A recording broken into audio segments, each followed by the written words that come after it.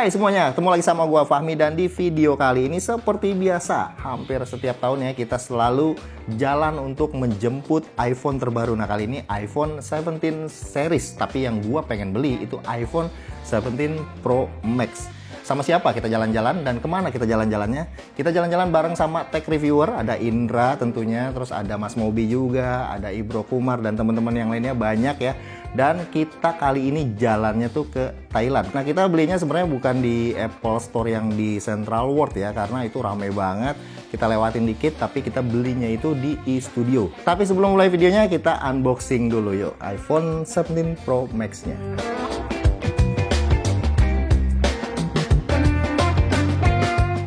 Guys, jadi kita mulai dengan unboxing dulu ya. Ini gue udah pegang iPhone 17 Pro Max, 17 Pro Max-nya yang silver. Gue belinya warna silver, terus 512 juga, karena ini emang rencananya pengen gue pakai. Dan kita buka langsung HP-nya di sini. Yuk.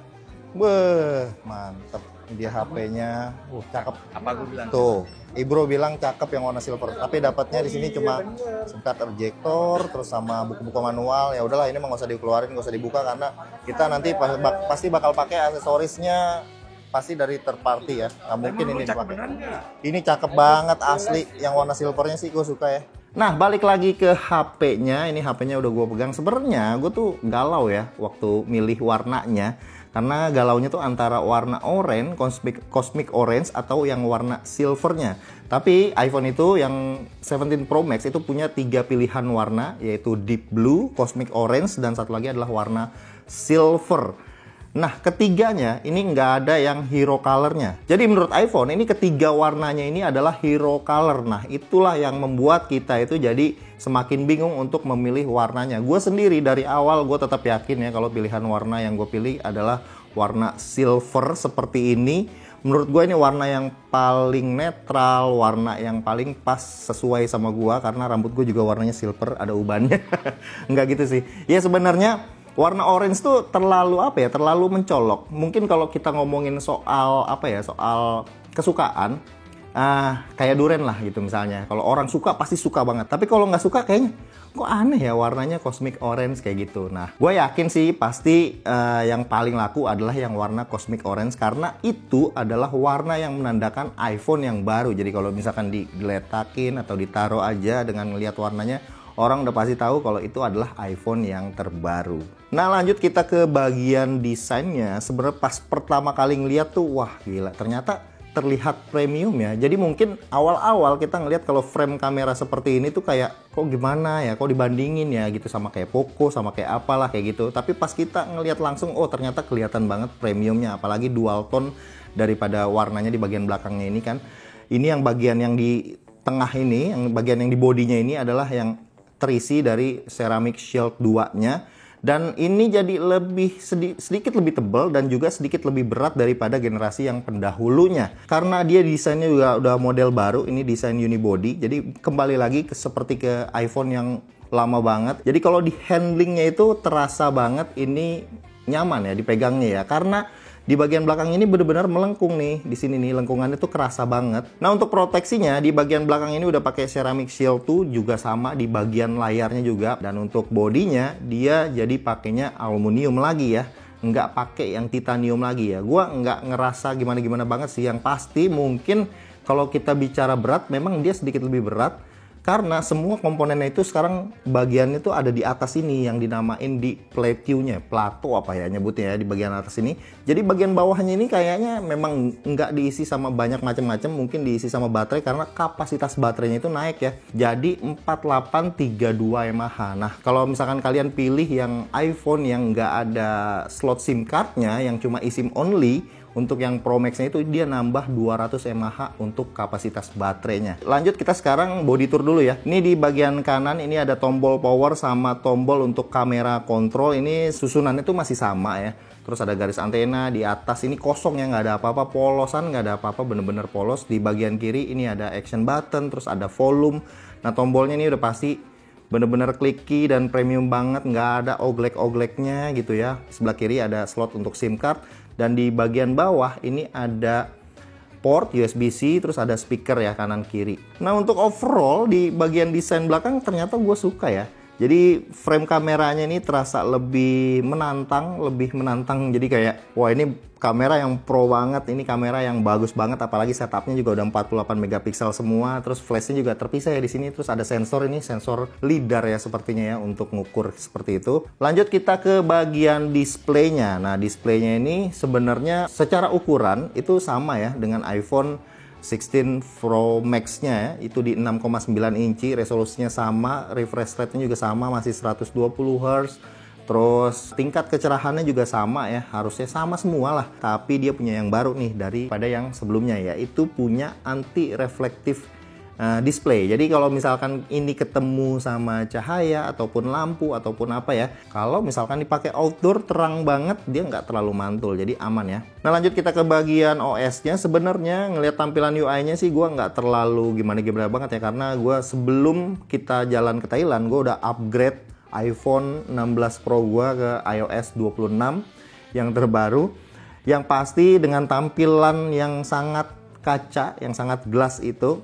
Ya gue ngerasa ini tampilannya sih sangat fresh, apalagi ditambah lagi wallpapernya itu kita bisa setting dengan apa namanya spatial scene ya, dengan kayak efek 3D parallax seperti itu yang sebenarnya memang itu udah lama ada, cuman di third party-nya Android ya, ini ada di official, di Apple iOS yang official. Dan secara OS ini memang bener-bener clean banget, terlihat lebih bagus, lebih fresh, lebih elegan, dan lebih apa ya, lebih mengkilat, lebih atraktif lah seperti itu. Next kita ngomongin soal spesifikasinya. Sebenarnya udah peak ya spesifikasi di iPhone tuh, kayak SoC-nya itu Apple A19 Pro itu sebenarnya gua udah peak ya, karena literally sama, cuman speednya mungkin nambah, lebih kenceng, lebih bagus, dan ada beberapa aspek yang membuat dia tuh jadi lebih kenceng dan lebih bagus lagi. Nah, tapi yang gue pengen pengen bahas di sini adalah ternyata Apple juga membutuhkan untuk naik RAM-nya, yang dulunya mungkin kalau kalian pernah denger atau nonton podcast di Droidland sama Indra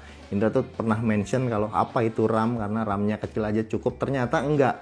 Sampai sekarang ini iPhone akhirnya itu naikin RAM-nya jadi 12 GB. Kalau yang sebelumnya di iPhone 16 Pro itu pakai 8 GB. Nah ini jadi RAM-nya tuh 12 GB. Tapi yang gue appreciate adalah pemilihan storage-nya kali ini menurut gue cukup breakthrough ya, karena sejujurnya untuk sebuah HP flagship itu udah memang harus nggak ada lagi yang 128, jadi startnya itu sekarang di 256. Dan bahkan ada iPhone 17 Pro Max itu yang variannya yang 2 TB. Tapi gue nggak tahu ya itu apakah akan dijual di Indonesia nanti atau enggak. Tapi yang pasti itu bener-bener overkill sih dengan kapasitas storage sampai 2 TB. Nah sekarang kita ke bagian kameranya. Sebenarnya ini bagian yang sangat gue suka ya, karena upgrade-nya ini lumayan berasa. Kalau kalian ngeh mungkin ini cuma upgrade di kamera telefoto aja yang sekarang udah 48 megapiksel. Sebenarnya ini upgrade menurut gue sangat-sangat berasa ya, karena di segi fotografi dan juga videografi Apple tuh sekarang mengenalkan dengan adanya fitur ProRes RAW di bagian videonya. Cuma yang gua mungkin agak ngeganjel aja sedikit adalah penamaan mereka yang mengatakan kalau dia punya focal length yang sangat banyak, dari 0,5 kali ya, jadi dari 13 mm itu sampai ke telefotonya 8 kalinya itu ya menurut gua itu agak berlebihan ya, karena mereka menamainya dengan optical quality. Jadi kayak 1 kali, 2 kalinya itu optical quality. Terus 3 kalinya itu nggak dimention, 4 kali dan 8 kalinya optical quality. Padahal literally itu adalah in sensor zoom yang sebenarnya itu udah ada di banyak smartphone flagship. Jadi ya memang ini lebih ke penamaan aja secara marketing mungkin kali ya. Tapi yang paling berasa upgrade adalah kamera depannya, karena kamera depannya ini menggunakan sesuatu yang baru, yaitu sensor yang square, yang kotak. Jadi sensornya ini memang didesain untuk bisa menangkap itu dalam format yang vertikal ataupun horizontal, itu nggak pakai berubah-berubah lagi gitu tangannya. Jadi dengan kondisi yang seperti ini kita bisa motret secara horizontal dan kita bisa motret secara vertikal juga. Ya Apple sendiri namainnya adalah center stage. Yuk sekarang kita ke bagian interface kameranya. Nah interface kameranya tuh sekarang seperti ini. Itu di bagian bawah ya sekarang ya. Video sama foto itu tinggal sekali klik aja seperti ini untuk pindah-pindah, dan switch perpindahannya tuh memang temanya tuh tema glass banget ya, kaca banget tuh seperti itu. Nah untuk ke menu-menu yang lainnya tinggal digeser aja seperti ini tuh. Ini bener-bener smooth banget sih rasanya, gile. Sebelum kita keluar untuk ambil beberapa sampel foto-foto dan juga videonya, di sini gue pengen biar aman, itu gue pengen pasangin dulu pelindungnya. Yang paling utama adalah casing dan juga tempered glass-nya. Nah, tempered glass-nya ini kita dari ZEC yang baru XDR5, kita buka. Udah nggak ada apa-apa. Cukup dimasukin aja iPhone-nya ke sini dan ditarik.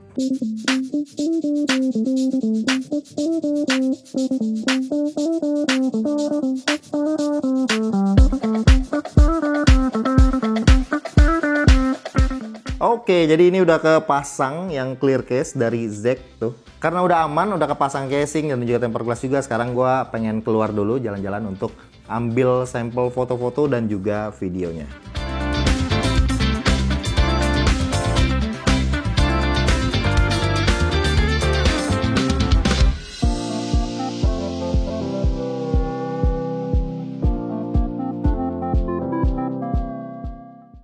Oke, ini sampel perekaman videonya dari iPhone 17 Pro Max. Ini resolusinya di 4K 60 fps.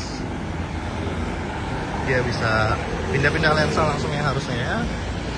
Udah pastilah tuh. Ini ultra wide-nya 1 kali, 2 kali, 4 kali, 8 kali. Dan maksimum dia bisa sampai 24 kali. Seperti ini, balik lagi ke ultra wide. Kita ajak jalan sedikit.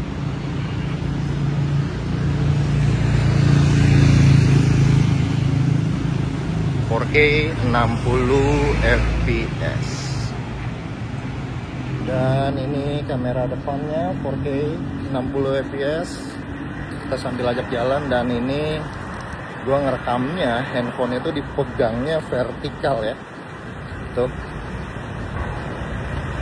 Jadi segampang itu ngevlog dan bisa 4K 60 juga. Nggak perlu dimiring-miringin HP-nya, nggak perlu ditambahin lagi pakai tripod ataupun yang pegangan HP ya. Biar gampang. Modenya vertikal. Kalau butuh vertikal ya tinggal ganti ke vertikal. Enak banget.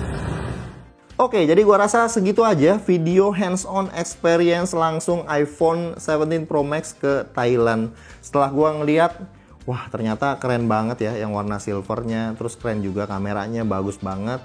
Apalagi center stage-nya itu juga keren, fitur yang sangat berguna banget. Gua rasa segitu aja. Kalau kalian ada pengen request ngetes apa, nanti gue mungkin akan buatin di video reviewnya. Dan jangan lupa pastiin kalian subscribe, terus kalian share juga video ini, share ke teman-teman kalian, like juga, dan kita ketemu lagi di video yang berikutnya. Kapun kap.